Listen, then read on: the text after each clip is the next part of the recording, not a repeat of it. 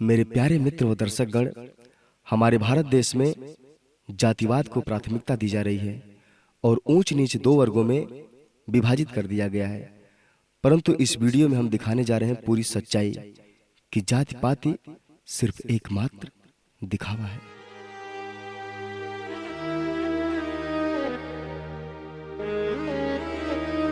Doctor साहब, हमार पत्नी का हालत अब कैसन बा? काहे एकाएक हमार पत्नी शांत हो गई नहीं और बच्चा के रोले का किलकारी बिना सुनाई पड़ रहा बा। हमार पत्नी तो ठीक बाड़ी ना? राम बाबू, बड़ी दुख के साथ कहे के पड़ता कि तोहरा बच्चा के हम ना बचा पौली और तोहरा पत्नी की हालत भी नाजुक बा। अगर ओकरा ई पता चली कि तोहर बच्चा अब ना बा तो ओकरा साथ ही कुछ भी हो सकेला। डॉक्टर साहब, हम अपना पत्नी को खोलना चाहते हैं। कैसे भी करके आप उनकर जान बचा लें। हम आपकी भावना के समझ सकीला राम बाबू, लेकिन मैं ज़्यादा हम कुछ ना कर सकीला। लेकिन हाँ, एक कोशिश जरूर कर सकीला। आई अंदर आई।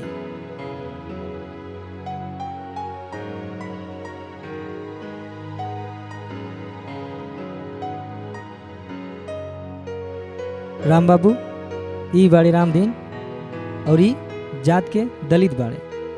हमारा कहला पे तहरा के ई आपन बच्चा देवे के तैयार बाड़े। अरे बाबू साहब, जब ऐसा बात बा तो आप हमारे बच्चा के लेके जा सकीला। जब आपके पत्नी की हालत सुधर जाए तो हमारे बच्चा के वापस कर दे।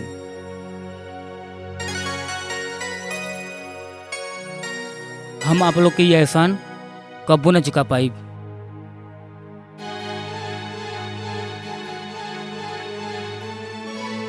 एक महीना हो गई, हम रामदीन के बच्चा वापस करी तो कैसे? हम संगम से उनका खुशी नहीं छीन सकत। हम बच्चा कोनो भी कीमत पे वापस ना करब।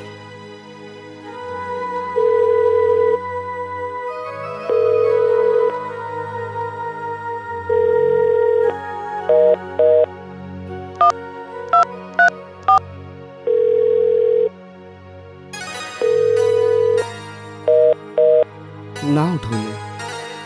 कितना दिन हो गई, अब बाबू साहब हमनी के फोन नहीं के उठावत बाड़े। रउआ काहे कुछ करत नहीं के बानी? तू परेशान मत होखा और तैयार हो जा। हमने डॉक्टर साहब के दिहल पता पर चल के अब वहीं पता करत हैं। हमारा बच्चा जहाँ कहीं भी हो सही सलामत हुई और हम उम्मीद करत तानी कि हमारे बच्चा को वो लोग वापस कर दें। भगवान करे कि रउआ के बात सही निकले।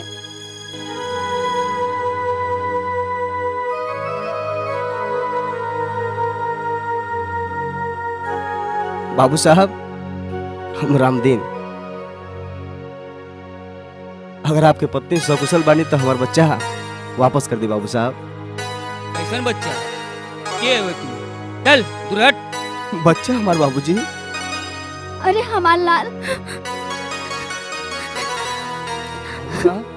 आप हॉस्पिटल में हमसे वादा कर लेंगे कि तुम्हारा लड़का तो एक महीने में वापस कर दे। हमारा लाल वापस कर दे बाबू साहब। कौन बच्चा? केकर बच्चा? हाँ, कौन हॉस्पिटल? आप हॉस्पिटल में चल।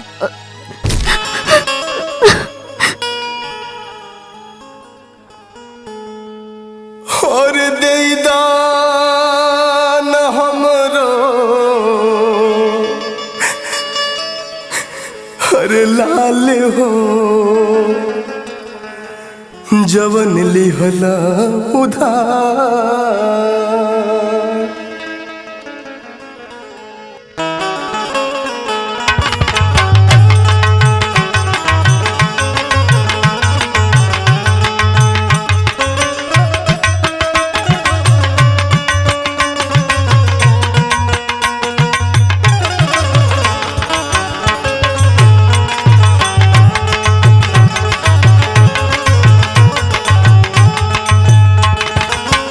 बाबूजी, वो जो गोदिया में लइकवा ले ले बाड़ा वो हमार हमें बाबूजी, वो हमरे लाल के वापस कर दे बाबूजी। हाँ बाबूजी, हमने गरीब आदमी हैं बाबूजी, हमने के ऊपर ऐसा अत्याचार मत करी बाबूजी। हमने के लाल हमने के वापस कर दी बाबूजी।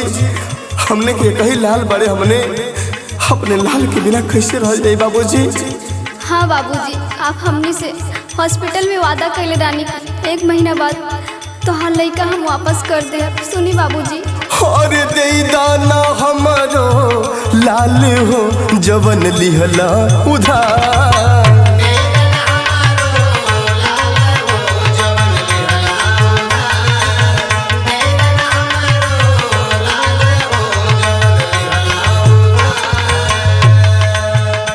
और दे दाना हमरो लाल हो जवन लिहला उधार।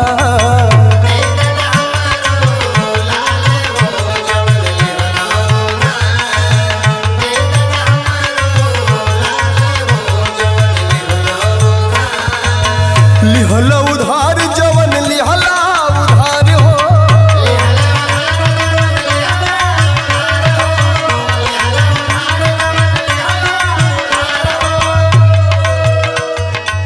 लिहला उधार जवन लिहला उधार हो।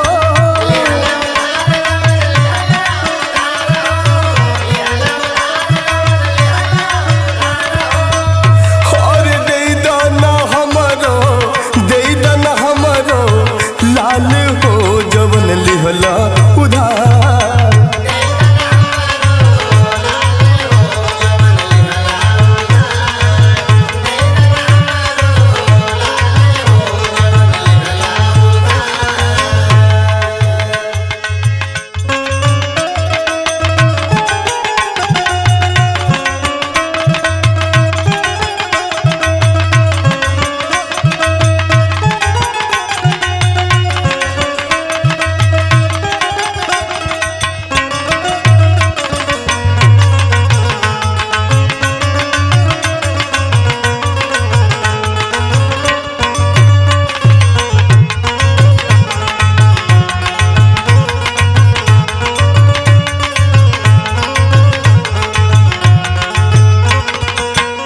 बाबूजी हमनी पे रहम करी बाबूजी, ऐसन मत करी बाबूजी।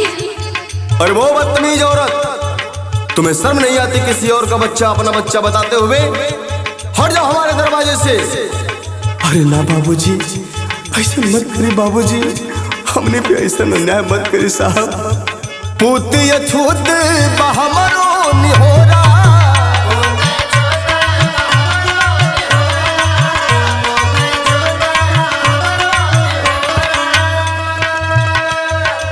सूत पूत सोही तोहरा न कोरा।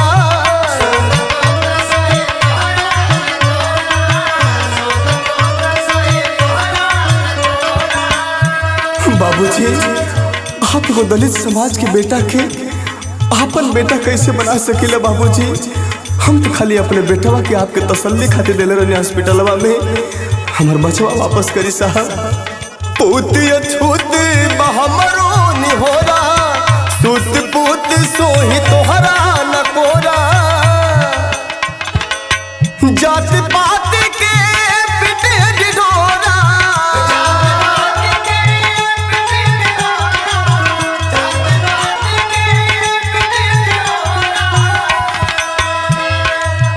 जात पात के पिटे ढिढोरा। होई है जतिया तोहार तार तार। सुना सुना सरकार, दे दाना हमरो लाल हो जवन लिहला उधार।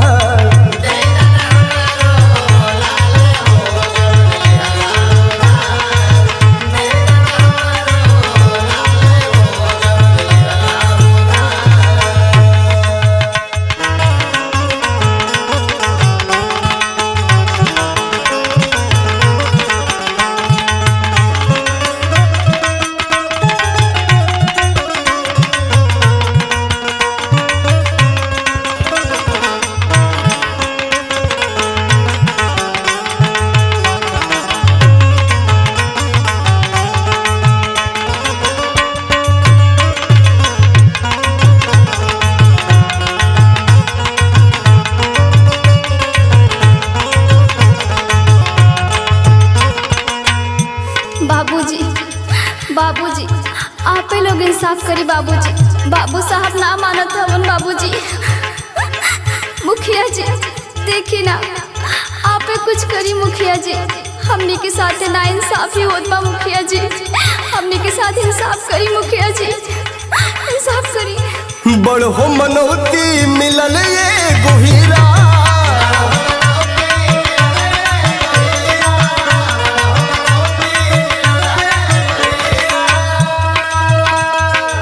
हम दुखियन के तनिक बूझ पीरा।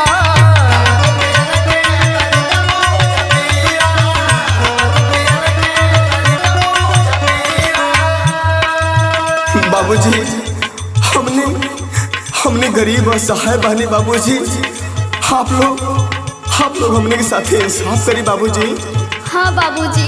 बड़ हो मनौती मिलल ये गोहीरा, हम दुखियन के तनिक बूझ पीरा। बीतल दिनावा चार हो जुए,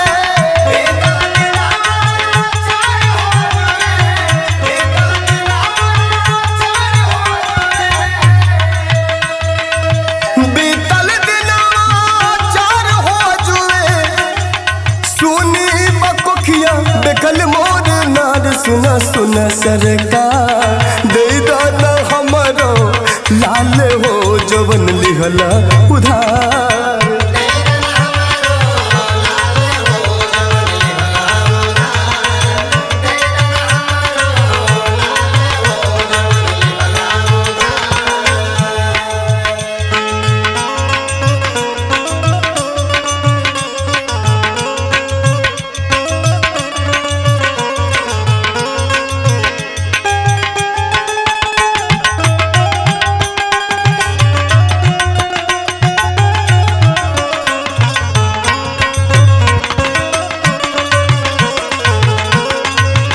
मुखिया जी जौन बच्चा है वो राम बाबू का, राम दिन झूठ बोलत है।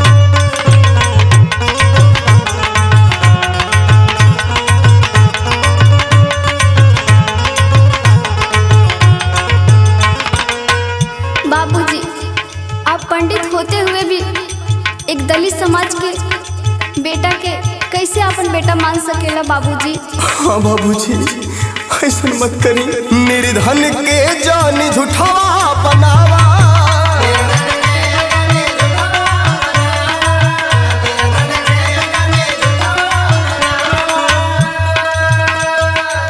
वादा कैल अब अपन निभावा।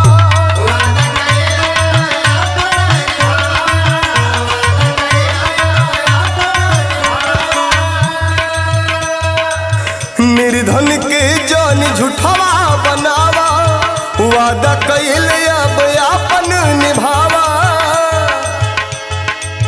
राम देहाती बजातिवादी,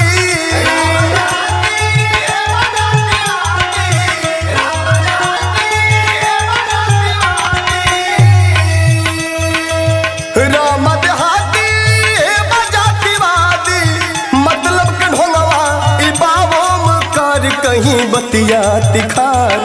दे दाना हमारो लाल हो जवन लिहला उधार।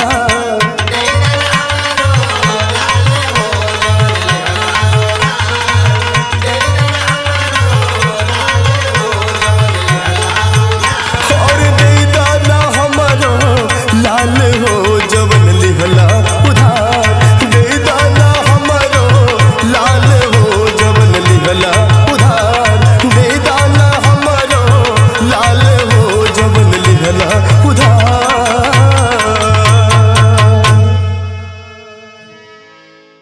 इस तरह से राम बाबू उच्च जाति का होते हुए भी राम दीन का बच्चा एक दलित समाज का बच्चा हड़प लेते हैं। इससे पता चलता है कि जातिवाद सिर्फ एकमात्र दिखावा है।